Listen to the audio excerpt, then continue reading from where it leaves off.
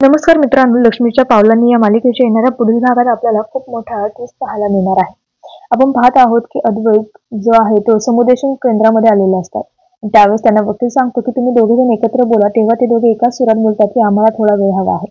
आणखीन काही काम पेंडिंग आहे आणि तेव्हा ते तिघेही आश्चर्यचकित होतात कारण की दोघे जण एकाच वेळेस एकच वाक्य बोलतात. त्यानंतर आपण पाहतो की कला ही अद्वैतला बोलते, अद्वैत या सर्व इन्व्हेस्टिगेशन मध्ये आपला एक धागा सुटत आहे आणि तो म्हणजे श्रीनाथ ज्वेलर्सचा. आणि तेव्हा अद्वैत देखील बोलतो, हो एकदम बरोबर आहे. या सर्व प्रकारचा मुळाशी श्रीनाथ ज्वेलर्स आहे. त्यानंतर आपण घरी पाहतो आणि पोलीस हे राहुलला धक्के मारत घेऊन येत असतात आणि तेव्हा पोलिसांच्या धक्क्यामुळे राहुल हा सर्वांच्या समोर खाली पडतो आणि पोलीस बोलतात की मिस्टर राहुल, तुम्ही आता काय गुन्हा केला आहे हे सर्वांच्या समोर कबूल करा.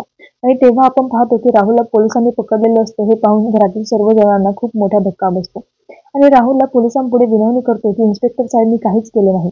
तेव्हा पोलिसांना देखील राग येतो आणि पोलीस बोलतात की आता तुला खाकीचा हिसका दाखवलाच पाहिजे. असे बोलून पोलीस राहुलला मारण्यासाठी पुढे येतात. तेव्हा राहुल अतिशय घाबरतो आणि तो हात जोडून सर्वांची माफी मागतो आणि बोलतो, इन्स्पेक्टर साहेब मला माफ करा. माझा गुन्हा कबूल आहे. मी सर्वांना खूप मोठा धक्का बसतो. कलाला राहुलचा अतिशय राग येतो आणि ती सर्वांच्या समोर राहुलच्या कानाखाली वाजवते. येणाऱ्या पुढील भागात आबा, सरोज, कला व अजित कशा प्रकारे राहुलला आता शिक्षा करणार हे पाहणे अतिशय रंजक ठरणार आहे. पण मालिका तुम्ही पाहताय का? मालिका आवडते का? ते कमेंटमध्ये नक्की